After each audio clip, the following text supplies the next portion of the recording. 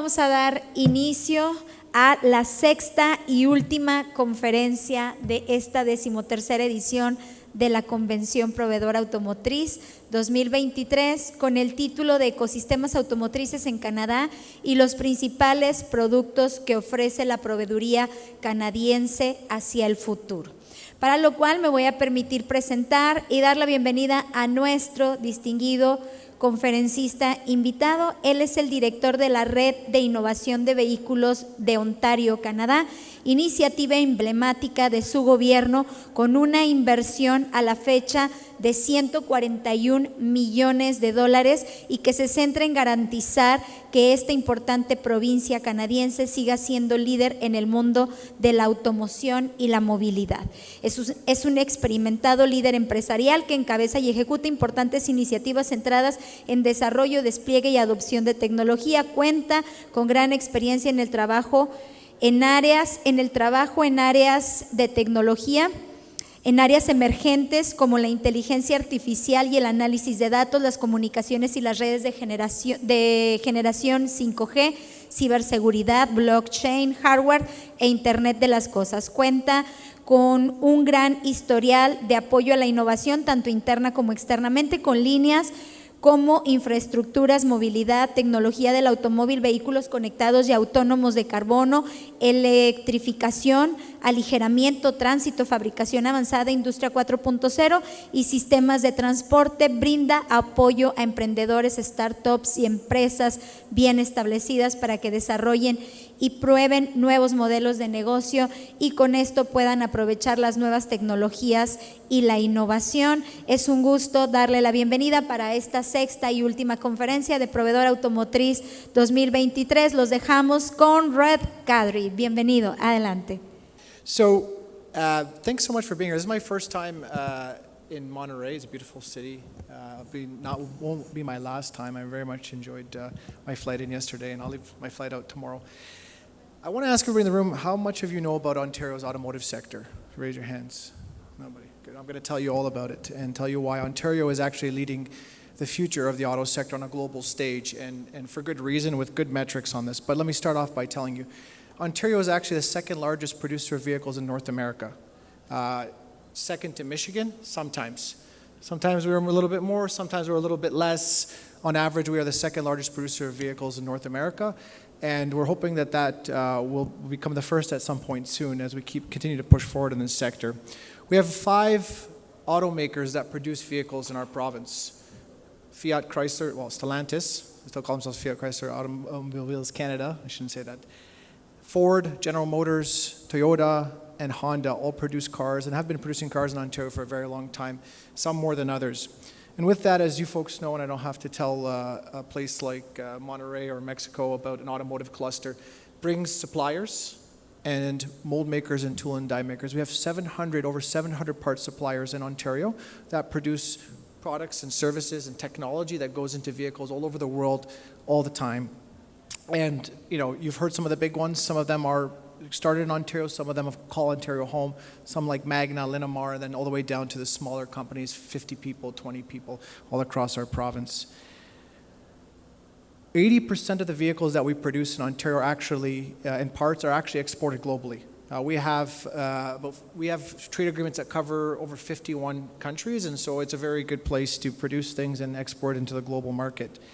And I think what's important to tell you is that, and I'm going to tell you a little bit more about some of the investments. In the last 2 years, Ontario's attracted more than $25 billion, of new investments focused on electrification, hybrid vehicle production, mostly electrification. And those are in Stellantis has announced new vehicle production for electric vehicles in Ontario. Ford has announced that. General Motors had just actually launched the first full-scale EV facility in Canada, in Ontario. Actually, BrightDrop, if anybody knows the commercial vehicles, are produced in Ingersoll, just up to 401 in Ontario.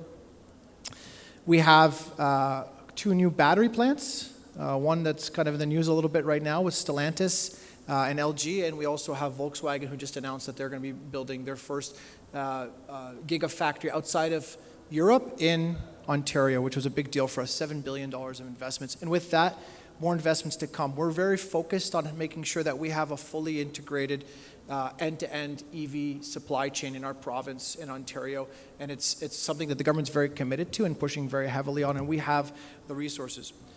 And I run the Ontario Vehicle Innovation Network, and I'll tell you a little bit more about that a little bit more, but big part of that is not only just the auto sector, but the ICT sector. And the other important thing to tell you about Ontario is that Ontario is the second largest ICT cluster in North America, next to Silicon Valley. I might argue it's the largest, but we haven't checked lately. We're working very diligently and very hard. We have over 35,000 companies in Ontario that call themselves information communication technology companies, and that's fairly significant. From the big companies, again, the Microsofts and AWSs and the Googles, down to the small companies in our province. Just over 400,000 people are employed in that sector in Ontario. They go to work every day in Ontario in that sector. And I forgot to tell you that just over 100,000 people are employed in the automotive sector in Ontario. So you can see that the breadth of our clusters and our sectors in Ontario. Now, as we know with electrification and batteries, a big part of that is mining. And there's something important I have to tell you. Ontario also has a lot of minerals, a lot of critical minerals that are very important for battery production. So here's some stats. In 2021, Ontario mines produced over $11 billion of production every year in terms of critical minerals that got produced from the ground. And there's $244 million of new exploration projects that are happening in the province in that. We've got lithium, we've got nickel, we've got cobalt. In fact, we are the number one nickel producer in Canada. 40% of Canada's nickel production comes from Ontario.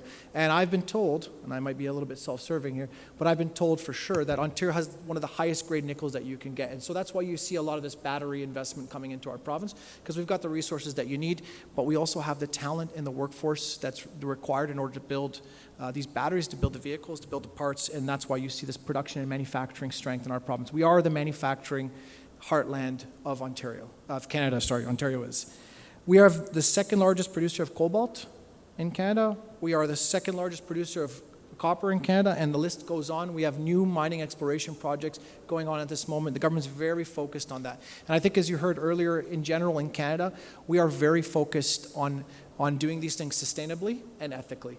It's a very big part of what it is, and I'm not saying anywhere else isn't, but it's a very big part of what it is to being Canadian, is looking at sustainability and ethically sourcing these, and that's a commitment from governments all across our country and our government as well. Is that, and we know that the future, and again you heard the minister from Quebec, we know that the future companies care about this. It's very important, and we present that picture.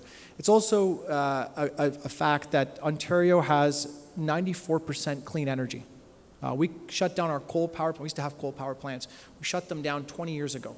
And I think what I understand is the last 6% is just a backup for our renewable energies in case it goes offline. We have to have some backup there. And the last stat I'll give you before I launch into what I do, because this is all rallies into what I do here. We have over 700 chemical manufacturers in Ontario. And chemicals sounds good, doesn't sound that great. It is important for doing some stuff around batteries. And that's over $16.5 billion in shipments a year in our chemical industry. So as you can see, we have multiple industrial sectors in our province. And all of them have converged in the right place and the right time as the auto sector is transforming. And we all know about the transformation of the auto sector. We're talking about the future of mobility in this conference as well. So back in 2017, Ontario, we, just like every other jurisdiction that had such a substantial automotive cluster, but also a substantial ICT cluster, we thought to ourselves, the auto sector was being disrupted by the technology sector. And, we could see it as an opportunity, or we could see it as disastrous and kind of put our heads down and hope for the best. And actually, we decided in Ontario that we are going to capture that opportunity. And that was really important. We converge our automotive sector with our ICT sector, and we bring those two sectors together. And what we had done very well in Ontario was we'd focused quite a bit on entrepreneurship. We have some of the best post-secondary institutions in the world. Anybody's heard about University of Toronto? University of Waterloo? Yeah, there's other universities too. But so all across our province, we have some of the best universities. And these universities not only generate highly qualified individuals that go into our auto sector and into our ICT sector and into our chemical sector and all our sectors, but they're also they generate some very good intellectual property that we worked very diligently on helping to commercialize those technologies into new companies, into new startups. And that helped us build a layer of startup and entrepreneurial capacity in our province that helped us fuel this push into the future of the automotive sector. So what we did was we created the Ontario Vehicle Innovation Network. And what that is the province came together and said, we're going to take all these sectors and we're going to find the clusters that we have across our province that have a capacity to this future and bring them together so that we work closer together in Ontario to drive this future. And at the time in 2017, as people may or may not know, it was a time where nobody really knew what the future was going to be. Everybody was saying, we'll have driverless cars in 2019. We'll have driverless cars in 2020, and now I think we've kind of settled, the dust has settled a little bit. But what came out of it is we created this initiative, and now in Ontario we have over 400 companies that are working on connected vehicle, autonomous vehicle, electric vehicle, or mobility solutions. And that's just as many as I can count. There's probably a lot more that are hiding in the cracks. And that's, again, this rally that we put together, this network that we brought together, it's a big push by the Government of Ontario. It's a part of a plan that the government put together called Driving Prosperity. And that plan is a big focus on the auto sector, from manufacturing to workforce to technology, innovation, and then to the end of life. And it's working. $25 billion of new investments. We have more coming. We continue every day. Our minister's out and about right now talking to more people, and there's just not enough people to answer the phone calls that we're getting in our province. So what did we do? We said that our thesis in Ontario was if we focus on commercializing technology, and a lot of people at the time were building out private test tracks, private testing facilities in our province, not in our province, in the world. And we said we're going to do a little bit different. We're going to focus on our companies. We're going to focus on our entrepreneurs. We're going to focus on our existing companies to create new products and services to get to the market. So we put together some programming, some commercialization programming. And the key for us was you have to work with a customer. If you come to us with a partnership with a customer that says we need what you're making and we'll put money in on it too, the Ontario government through OVEN will put money into, and we've got a process and so on and so forth. And then the thesis was if we focus on that, naturally what will happen is those entrepreneurs, those technology companies will tap our municipalities on the shoulder, will tap our transit agencies on the shoulder, will tap the government on the shoulder and say, can I test and pilot this solution on the roads, in the infrastructure, and wherever else it may be. And naturally we would say, hey, safety, accessibility, clean transportation, that's important to us. So that's what we did. We proved our thesis. Then comes 2021, when electrification really took hold, and we said, hey, we have what we need, so we brought our critical minerals cluster into this. So if I had the map in front of me, which I don't, you could see that the entire province of Ontario is OVEN. We have clusters from Windsor, where I'm from, by the way, Ontario, just next to Detroit, where it's a manufacturing, traditional automotive manufacturing region. We have Kitchener-Waterloo, which is well known for technology, startups, entrepreneurship.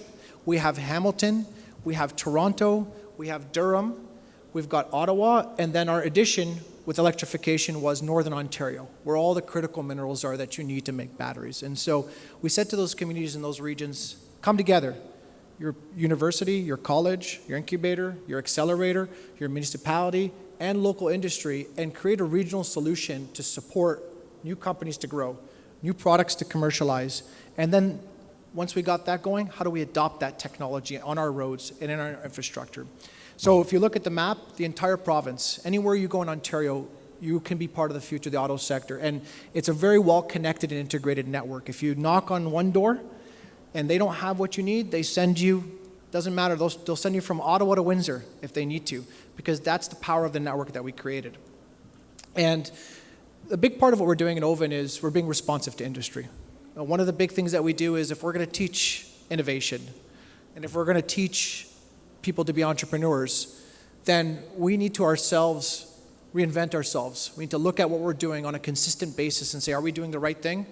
Did we try something and it didn't work?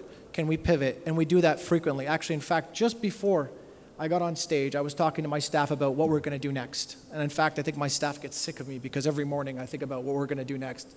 And we're moving at the pace of industry, and I think that's the most important piece of this.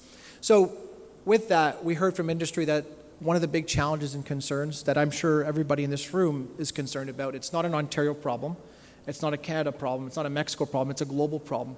Workforce. Workforce and talent. This is a global race. It's almost like the goal of the future. You need to have the workforce and the talent to power this. And we're doing great on investments, but if we keep drawing investments into our province, and if we keep building new companies, who is going to power these companies? Where is it going to come from? It's got to be the talent, the workforce. And so what we did is we actually built, in partnership with 200 auto companies, mobility companies, technology companies in our province, a strategy. 2030, the workforce of the future, talent, skills, what we need to drive the future of our sector in our province, working together. And what we came out with was 4 key themes. Theme number 1, start early. And so what we heard was people make their decision a lot earlier than we think. Who here in grade 4 thought that they would go into, anybody here an engineer? Auto sector, technology? Did you think about it in grade 4? I wasn't thinking about it. Apparently now studies show that people make the decisions that early. Just that early is not, you're going to decide you're going to be an engineer, you're going to decide if you're going to go into a technical career. So start early is what we heard from the industry. So build the workforce of the future. Inspire the future workforce to think about this sector, because also it has a bit of a stigma to it.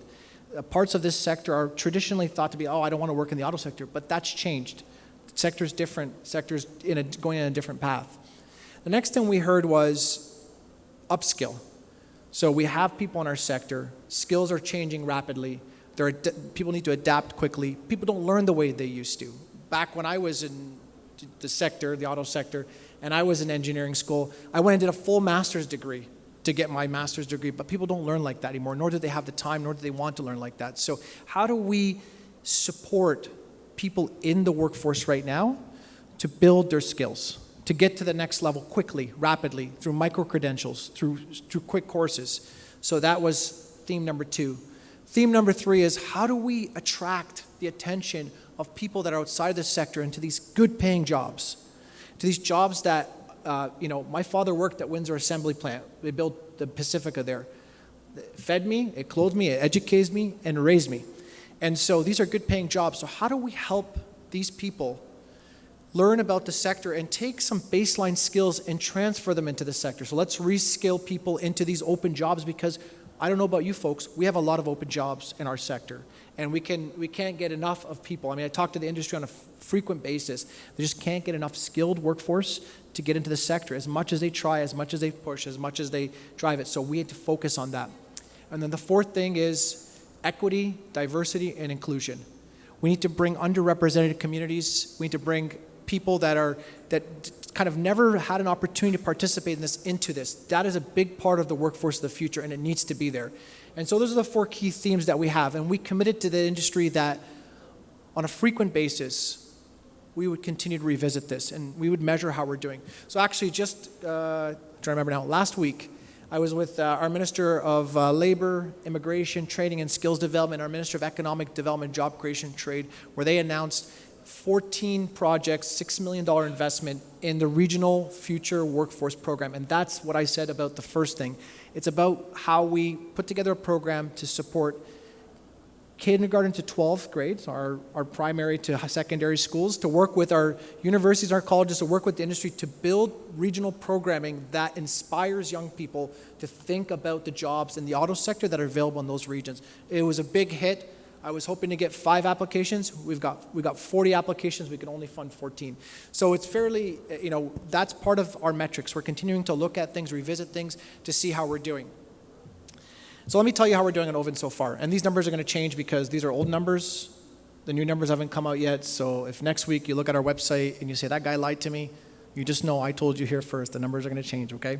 So far, for the investment that we put in through Oven, into companies, into projects, into our regions, into supporting our regional growth, We've had just under $150 million of co-investment from the private sector. We don't match public sector dollars because we are the public sector dollars.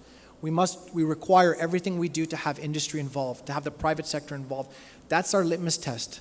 That's how we know if we're doing something and industry is willing to put money into it, that means it's something that's impactful, it's something the industry needs, and it's something that's going to make a difference.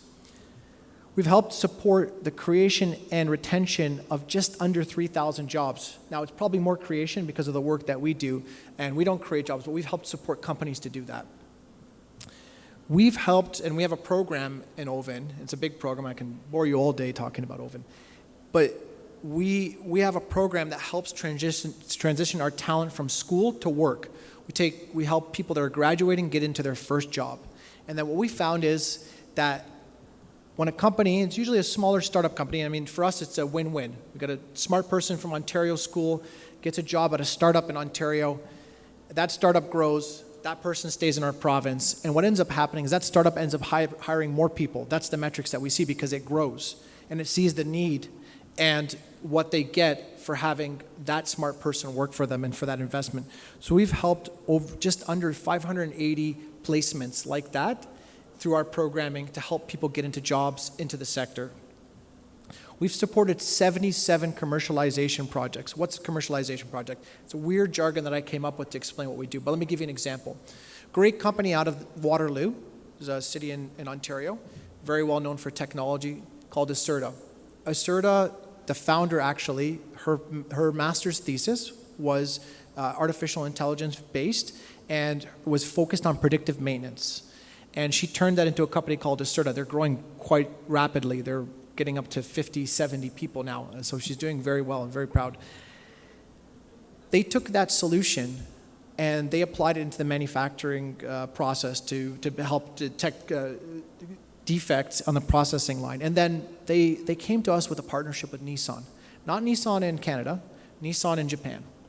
And what Nissan was looking to do was to take that predictive maintenance AI-based tool and apply it into the vehicle so that you as a driver could get a warning well in advance that something's going to fail in your vehicle so that you can know that you have to take it to the shop.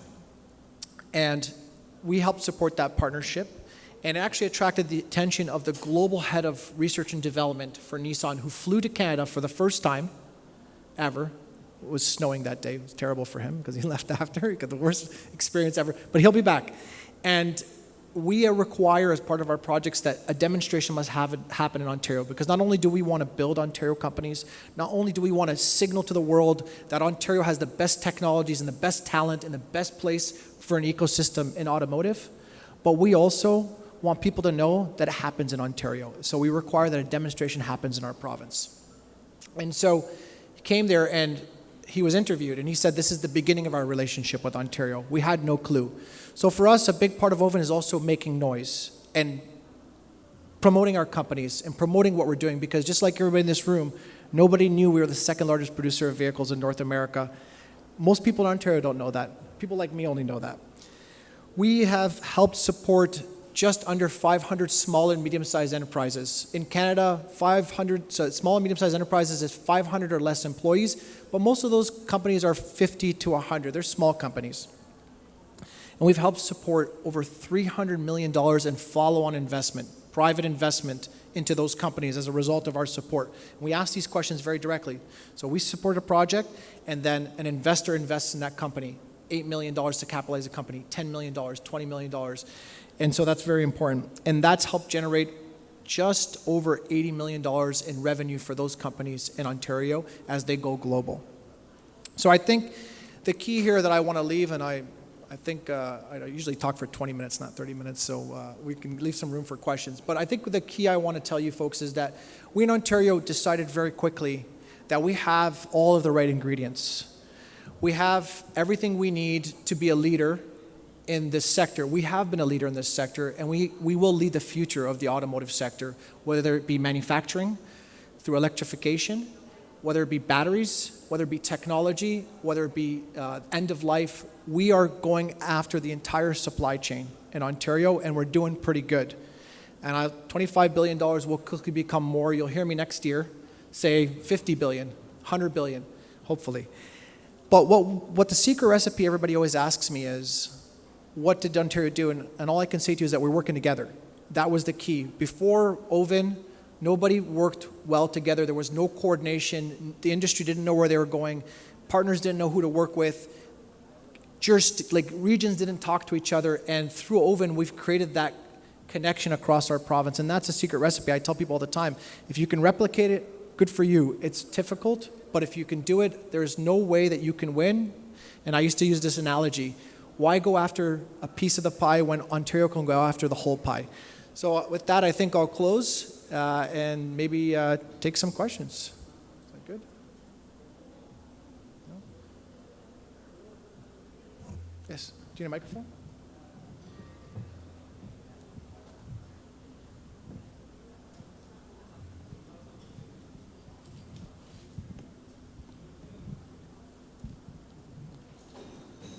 Thank you. Thanks for your presentation. It was very, very interesting. I have a question regarding the new batteries, the lithium nickel batteries. How is the technology now in Canada for the disposal, recuperation, and what are the numbers, achievement on recuperation of these materials? I've been working in the lead acid battery for a long time, and it's 99 plus recuperated over the world. So what are the expectations on the future for this on impacting the environment? I really don't know about that, so I think you may know. I can't hear you perfectly, but you asked about recycling or end of life of batteries? Yes, recycling, the recuperation numbers for lithium, nickel. Yeah. I don't, so we're not there yet because we haven't made any batteries yet. We're working on making batteries. But I can tell you, and a few companies come to mind, we've actually, again, going back to the startups and entrepreneurs, right? We're actually supporting a lot of companies that are working on battery recycling right now. Li-Cycle is a great company, a great example, and I can give you a little bit more details. I don't have it with me right now. But it's actually getting a lot of global traction because they're actually taking batteries apart and they're recycling and they're taking the minerals that they can take and the parts of the battery that can be reused. And obviously recycling the other parts of it too. So I think you're asking me about the numbers. We don't have any numbers yet because we haven't really made any batteries, but I can probably tell you some numbers on Li-Cycle a little bit after, which is a company that we supported. And again, a very good Ontario company that's focused on battery recycling. And that's not the only one, that's just the one that comes to mind. There's a whole bunch of them. And there's also more, and I can't tell you who they are, but there's more that are coming to us now saying we have great solutions for recycling. And they're looking for support because obviously, as you know, the industry is very interested in that too. And it's, this whole sustainable approach is something that everybody's after. And we see it as an opportunity. It's not an opportunity to just do something sustainably, but it's also an opportunity for our companies to come up with new solutions and technologies so that we can go after the opportunity in Ontario and get the world kind of going on Ontario technology. I always say we want homegrown companies to take made in Ontario technologies to the world, and that's the idea there. I can give you some numbers after. I'll get you the Li-Cycle numbers. Thank you. Thank you very much. Everybody just wants to have lunch?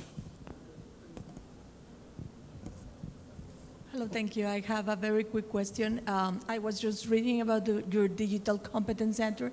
Can you elaborate a little bit more on it? Yeah, that logo at the bottom is a bit distracting. I'll talk about it next time. So as I head up the Ontario Vehicle Innovation Network. I'm also in charge of almost everything at the Ontario Centre of Innovation in terms of programming. And so we actually have a digitalization competence center, which is separate from OVIN. Oh. Yes, it's okay though. I was checking the webpage and I Don't worry, it's okay. I can talk about anything. It's an auto conference because actually, surprisingly enough, most of the companies that are interested in that are manufacturers. And probably, considering the makeup of Ontario, most manufacturers are going to be automotive in focus, maybe aerospace in terms of manufacturing. So what happened was, full disclosure, the federal government put out a program, and I can't remember, I think it's called CDAP. And the idea was to encourage and inspire companies to think about adopting technologies and solutions. And there was an opportunity for provinces to kind of put together a program that matches that program. And just before I took over those other responsibilities, it was going in a different direction. So we took it and we turned it into a center. And the idea is pretty simple. And actually, I'll tell you something because I'm pretty impressed with the results. I was a bit nervous. I was kind of, I hope this works. So what we did was we decided that there's multiple components and a little bit of, and I don't know if this is the case here, but in Ontario, our manufacturers have, and I'm talking from a manufacturing perspective, this is open to multiple sectors, but our manufacturers have kind of kept their heads down and have produced parts and services and done what they had to do and made money for a very long time. And then that's great when things are like this, right? But then when things are like this, it's not great. And so you lose the opportunity to use technology to support productivity and quality and all this stuff that you used to be able to put workforce towards, which even now is a challenge, you do that. So we actually put together this program, and there's a few components. So one is we're helping companies, we're giving them some money to get experts to help them to put together digital adoption plans. So they do assessments of their operations, and they work with the company, and they basically say, like, this is the type of technology, and it's not everything, but this is the digital adoption opportunities that you have within your company, whether it be some sort of, sometimes as simple as an ERP system, unfortunately, right? But more importantly, cybersecurity, because that's becoming a big risk, and the list goes on. So that I was worried about. That program is so popular that we can't keep up, just the plans. And then, so what we said is, okay, we're gonna do plans, but we want tangible action. So we actually put together, I think I called it a pilot program to convince people to do it, we're actually gonna support some adoption. So let's say you have a digital adoption plan and you want to, let's say, adopt cybersecurity technology. If you apply to the other program and there's only a limited amount, we'll help support you to adopt that technology. And this actually, by the way, is inspired by another program we have in Ontario called the Ontario Automotive Modernization Program.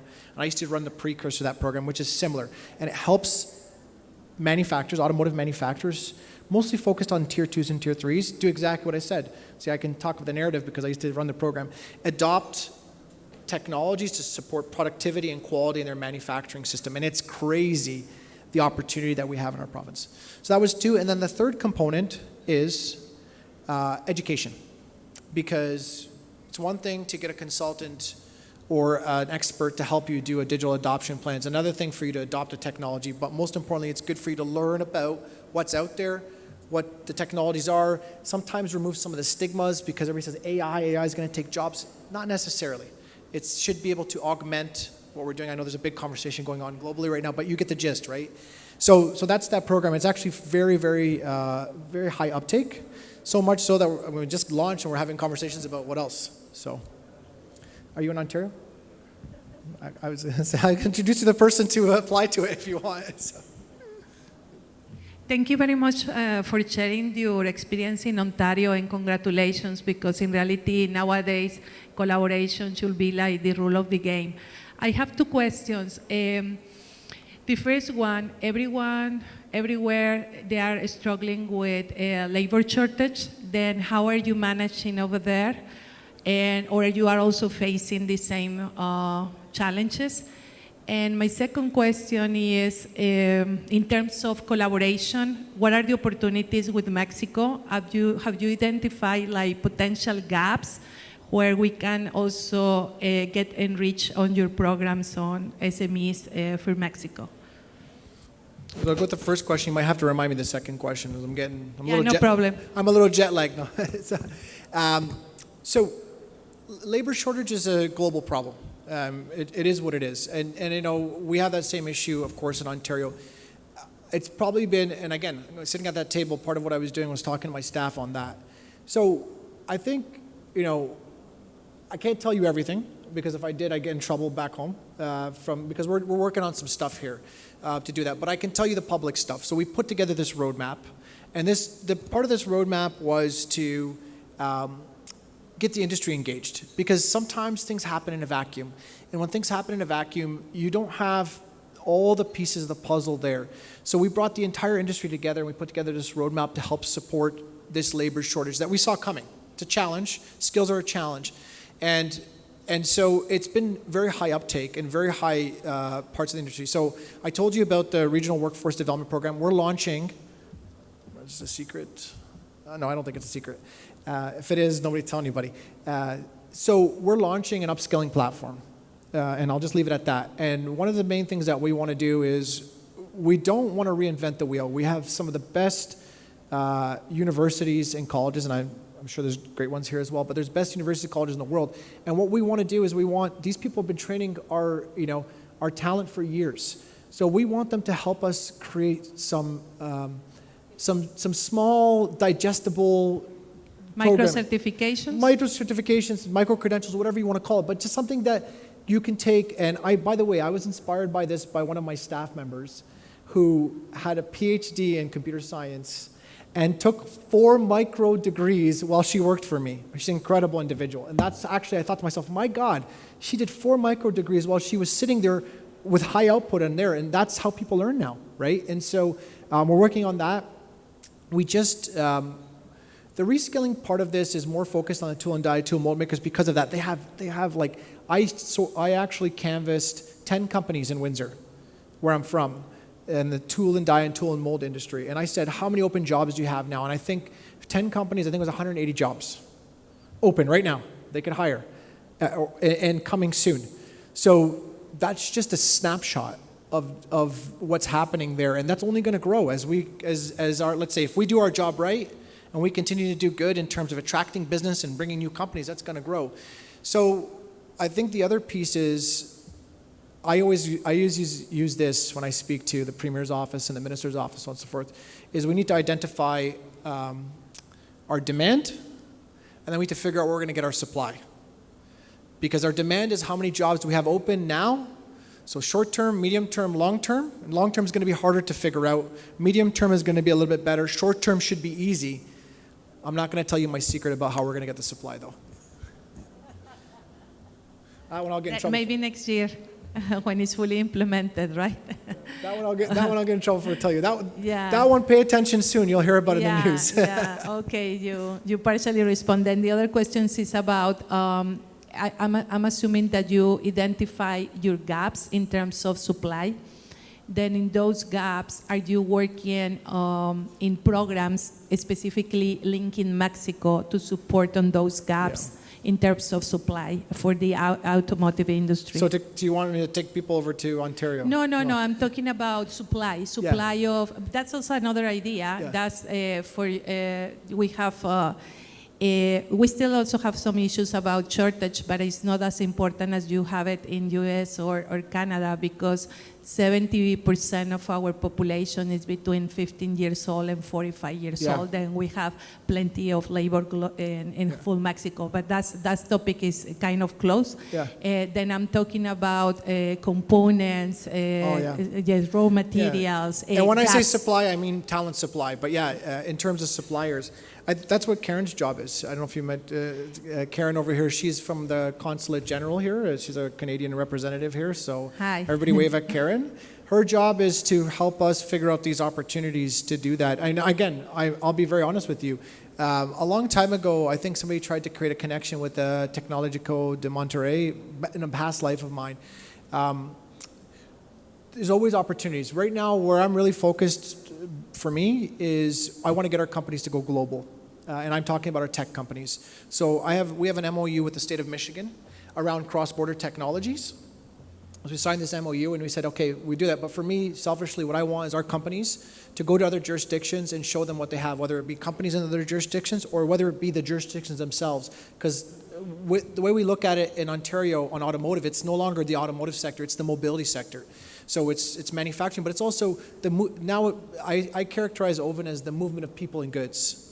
That's really the focus that we're focused on. So we have a lot of companies that are doing some very innovative stuff on transit, on trains, on infrastructure. I mean, we're looking at the wide gamut. We're even looking at aftermarket. As part of our talent strategy, we're thinking about the aftermarket and we're thinking about government too, because local governments have come to us and said, we're scared about the talent shortage that we're going to have to adopt electric vehicles on our roads, to have the talent that we need to better understand as policymakers on what types of infrastructure that we need. In terms of connections with Mexico, I'll be honest with you, not yet, but this is what this is here for today. So I'll welcome any conversations to have opportunities. I mean, for me, any mutual beneficial relationship is a relationship to And you are discuss. closing very well. And we will look for Karen. Thank you very much.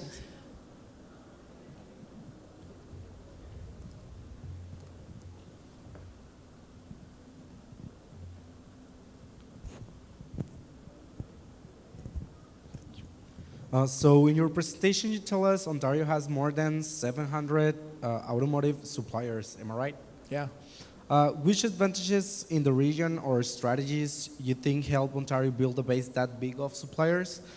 And do the OEMs come first and attract these suppliers, or the other way around, the suppliers attract the OEMs? Yeah, it's a really good question. That's a very good question. So, you know, OEMs attract suppliers. I mean, the reality is you get a few suppliers, and there's suppliers in the room, a few suppliers that have a different strategy where they may supply their global customers from one place, but the larger you get, the harder it becomes, right? So I know the executive chairman of Martin Raed. If everybody's familiar with Martin Raed, I know him very well. He's a good friend, a very great person, Rob Boldebor. And whenever there's a new customer, they build a plant near their customers. So that's the reality. And that's kind of the strategy that we had in Ontario was we have to go after the OEMs. And we had this recommitment of our automakers. I didn't get to the whole list. So we did General Motors, just so everybody knows. General Motors shut down Oshawa, their plant in Oshawa. And then within 2 years, so they had 1,800 people and they shut it down. And then within 2 years, they reopened it with 2,300 people to build the Silverado. It went from just a plant that was there that was closing to now a plant that's growing. It was actually GM's fastest plant launch in the history of the company. So that's important. Now, it's not electric vehicles or hybrid, but we all know that it's happened. It's going to happen, and it'll be doing that. You have BrightDrop. Ford has announced that they will be building 5 electric vehicle platforms in Ontario. Stellantis, although it's in the news a little bit now, Stellantis has recommitted to their Windsor assembly plant electric vehicle platforms, and Brampton. We'll see how the news goes, but I think it should be okay. Then a battery facility. You have Toyota that did this a while ago, where they actually, and I think it's important to note, one of the biggest things about Ontario is our Toyota facility is the #1 quality producing facility, the highest quality output facility in the entire Toyota production system. It is the only plant outside of Japan that builds Lexus. That's a testament to the quality of the output that we have in our province, is that they trust us with the Lexus brand, which is very important. So that facility, they recommitted. That's not part of the 25 billion, by the way. They committed before we started paying attention, started counting, to actually doing hybrid Lexus production there, and then they have 2 plants, Toyota, within Ontario. Honda committed to hybrid vehicle production as part of the 25 billion. How many companies have I got so far here? Well, GM did BrightDrop. So you got that there. I think it's also important to note that Tesla actually has 650 employees in Ontario. They do the equipment for batteries, their battery facilities in Ontario. So you got to go after the OEMs are important, right? Because like anybody, you go where your customers are. It's great to put things there. So I think that's important. Ontario, you know, when the auto sector in North America started, right? Because I'm from Windsor and Detroit's right there. It's right across there. So you build a plant, they built a plant in Detroit, then they built a plant in Windsor almost immediately. But I think the idea is that as long as you keep the environment ripe for business to grow, they'll stay there. And if they won't, they'll leave. And I think that's, and I'm not going to talk about, but that's the government. The government had a big focus in this driving prosperity about reducing red tape and lowering the cost of doing business. And you know, they'll say it's $8 billion annually. They've reduced the cost of doing business in Ontario. So that's attracted the OEMs to stay. It attracts the suppliers to stay. It brings more suppliers. They invested in Oven, and that's almost just about 150, there's more, but there's about $160 million of investment so far from the province that's going on in Oven. So you kind of look at it as a holistic approach, and I think that's what it was. I really took a step back and you look and you go, okay, manufacturers are here, suppliers are here, tool and die mold makers are here, tech sector, ecosystem is here, post-secondary, and it's important, Ontario's going to launch a program to support public charging infrastructure in the tune of $91 million. Because that'll be the next, I think, thing that's very important for adoption of electric vehicles is we need the infrastructure in order to power them. So I hope that answered your question. Yeah, thank you. I burned all the time. Anybody else? Give me a hard one. Nadie. Muy bien, muchas gracias. Agradecemos a Raed, Kadri por esta excelente participación.